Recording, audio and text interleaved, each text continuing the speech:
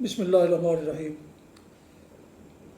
محترم سامعین و ناظرین و ویورز، السلام علیکم ورحمۃ اللہ وبرکاتہ۔ امید ہے اب اللہ تعالیٰ کے فضل و کرم سے خیریت سے ہوں گے۔ اللہ تعالیٰ آپ کو آپ کے اہل خانہ کو ہمیشہ اپنے حفظ و امان میں رکھے، آمین۔ یوٹیوب چینل سے میں ہوں بشیر احمد رشیدی اپنی راہ ہدایت و نجات کے سلسلے کا علاج القرآن و حدیث پیش کرنے جا رہا ہوں۔ اگر آپ نے ابھی تک میرے یوٹیوب چینل کو سبسکرائب نہیں کیا تو پلیز سبسکرائب کر کے لائک کر کے بیل آئیکن کو ضرور پریس کر لیں اور دوستوں سے شیئر بھی کر لیں تاکہ آنے والا ایسا ہر روحانی اور قرآنی بلاگ جو سراسر باعث خیر اور باعث برکت اور باعث ثواب ہوگا وہ آپ تک باقاعدہ اور بر وقت پہنچتا رہے۔ شروع کرتے ہیں القرآن و حدیث۔ اعوذ باللہ من الشیطان الرجیم، بسم اللہ الرحمن الرحیم۔ وَلَا تَقْرَبُوا مَالَ الْيَتِيمِ إِلَّا بِالَّتِي هِيَ أَحْسَنُ حَتَّى يَبْلُغَ أَشُدَّهُ وَأَوْفُوا الْكَيْلَ وَالْمِيزَانَ بِالْقِسْطِ لَا نُكَلِّفُ نَفْسًا إِلَّا وُسْعَهَا وَإِذَا قُلْتُمْ فَاعْدِلُوا وَلَوْ كَانَ ذَا قُرْبَىٰ وَبِعَهْدِ اللَّهِ أَوْفُوا ذَلِكُمْ وَصَّاكُمْ بِهِ لَعَلَّكُمْ تَذَكَّرُونَ وَأَنَّ هَذَا صِرَاطِي مُسْتَقِيمًا فَاتَّبِعُوهُ وَلَا تَتَّبِعُوا السُّبُلَ فَتَفَرَّقَ بِكُمْ عَنْ سَبِيلِهِ ذَلِكُمْ وَصَّاكُمْ بِهِ لَعَلَّكُمْ تَتَّقُونَ۔ صدق اللہ العظیم۔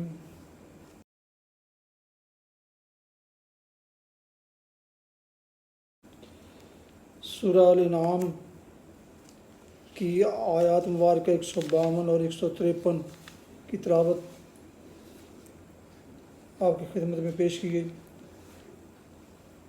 اب اس کا اردو ترجمہ پیش کرتا ہوں۔ وَلَا تَقْرَبُوا مَالَ الْيَتِيمِ إِلَّا بِالَّتِي، اور یہ کہ یتیم کے مال کے قریب نہ جاؤ مگر ایسے طریقہ سے جو بہترین ہو، یہاں تک کہ وہ اپنے سن رشد کو پہنچ جائے، اور ناپ تول میں پورا انصاف کرو۔ ہم ہر شخص پر ذمہ داری کا اتنا ہی بار رکھتے ہیں جتنا اس کے امکان میں ہے، اور جب بات کہو انصاف کی کہو، خواہ معاملہ اپنے رشتہ دار ہی کا کیوں نہ ہو، اور اللہ کے عہد کو پورا کرو۔ ان باتوں کی ہدایت اللہ نے تمہیں کی ہے، شاید کہ تم نصیحت قبول کرو۔ نیز اس کی ہدایت یہ ہے کہ یہی میرا سیدھا راستہ ہے، لہٰذا تم اسی پر چلو اور دوسرے راستوں پر نہ چلو کہ وہ اس راستے سے ہٹا کر تمہیں پراگندہ کر دیں گے۔ یہ ہے وہ ہدایت جو تمہارے رب نے تمہیں کی ہے، شاید کہ تم کج روی سے بچو۔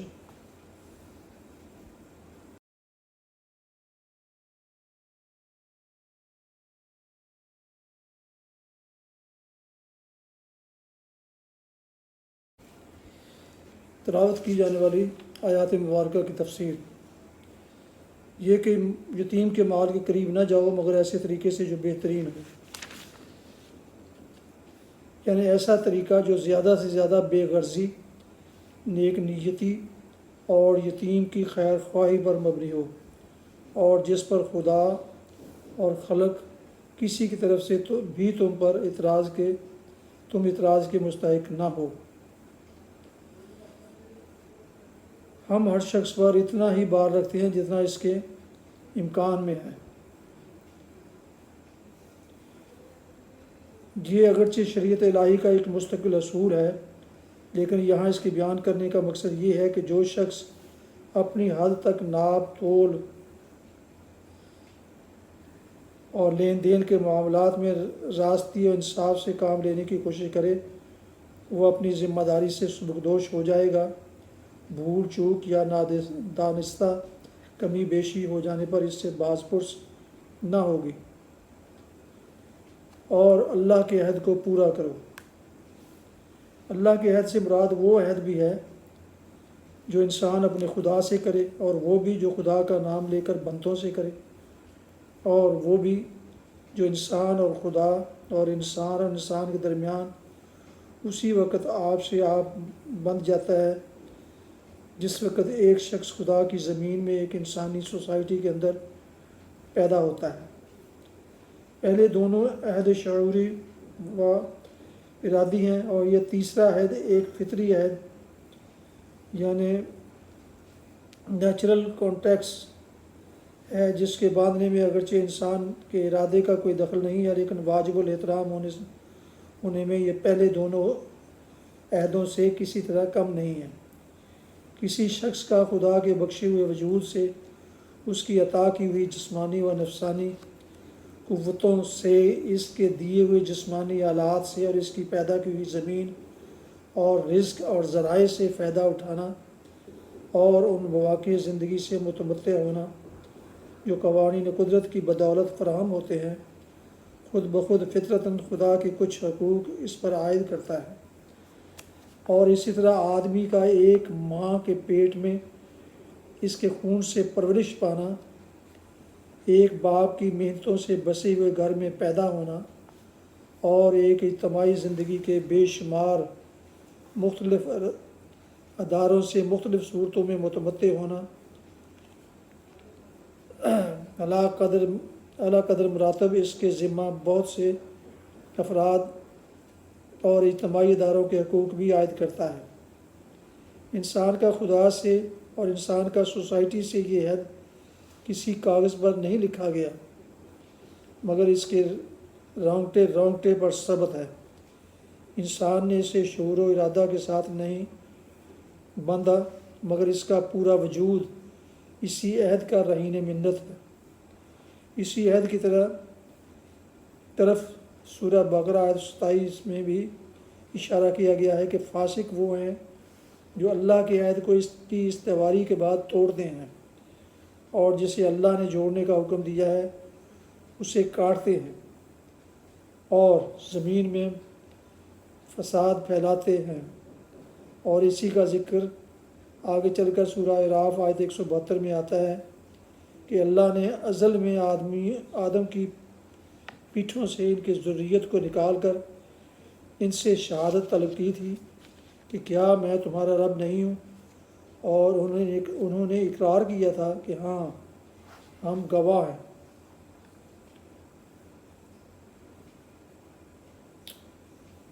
دوسرے راستوں پر نہ چلو کہ وہ اس کے راستے سے ہٹا کر تمہیں پراگندہ کر دیں گے۔ اوپر جس فطری عہد کا ذکر ہوا، یہ اس عہد کا لازمی اقتضاء ہے کہ انسان اپنے رب کے بتائے ہوئے راستہ پر چلے، کیونکہ اس کے امر کی پیروی سے منہ موڑنا اور خود سری و خود مختاری یا بندگی غیر کی جانب قدم بڑھانا انسان کی طرف سے اس عہد کی اولین خلاف ورزی ہے، جس کے بعد ہر قدم پر اس کی دفعات ٹوٹتی چلی جاتی ہیں۔ علاوہ بریں اس نہایت نازک، نہایت وسیع اور نہایت پیچیدہ عہد کی ذمہ داریوں سے انسان ہرگز عہدہ برآ نہیں ہو سکتا جب تک وہ خدا کی رہنمائی کو قبول کر کے اس کے بتائے ہوئے راستہ پر زندگی بسر نہ کرے۔ اس کو قبول نہ کرنے کے دو زبردست نقصان ہیں۔ ایک یہ کہ ہر دوسرے راستہ کی پیروی لازماً انسان کو اس راہ سے ہٹا دیتی ہے جو خدا کے قریب اور اس کی رضا تک پہنچنے کی ایک ہی راہ ہے۔ دوسرے یہ کہ اس راہ سے ہٹتے ہی بے شمار پگڈنڈیاں سامنے آ جاتی ہیں، جن میں بھٹک کر پوری نوع انسانی پراگندہ ہو جاتی ہے، اور اس پراگندگی کے ساتھ ہی اس کے بلوغ و ارتقاء کا خواب بھی پریشان ہو کر رہ جاتا ہے۔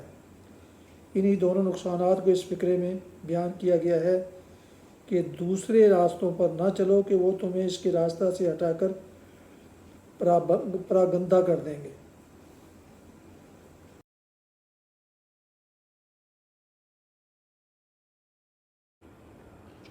حدیث مبارکہ۔ حضرت ابو ہریرہ رضی اللہ عنہ سے روایت ہے، رسول اللہ صلی اللہ علیہ وسلم نے فرمایا، 5 نمازیں جمعہ دوسرے جمعے تک کا وقفہ ان صغیرہ گناہوں کا کفارہ ہے جو اس کے درمیان ہوں گے جب تک کبیرہ گناہوں کا ارتکاب نہ کیا جائے۔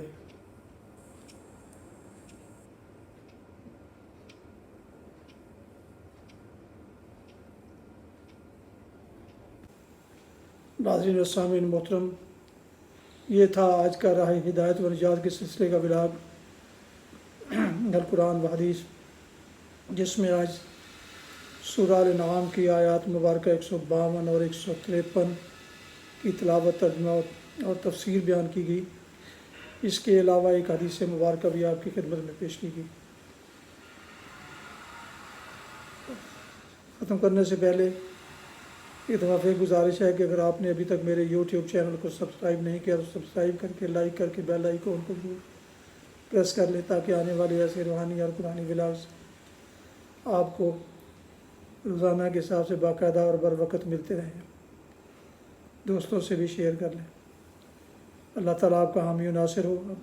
اللہ تعالیٰ آپ کو، آپ کے اہل خانہ کو ہمیشہ اپنے حفظ و امان میں رکھے، آمین۔ اپنا بہت خیال رکھیے گا، اپنی دعاؤں میں پاک وطن، والدین، آباء و اجداد، اجزاء و اقارب، دوست و احباب کے علاوہ اس ناچیز کو بھی شامل فرمائیں تو انتہائی شکر گزار ہوں گا۔ اسی پر آج کا یہ ولاگس، یہ روحانی اور قرآنی ولاگ ختم کرتا ہوں۔ السلام علیکم ورحمۃ اللہ وبرکاتہ۔ پاکستان زندہ باد۔ اللہ حافظ۔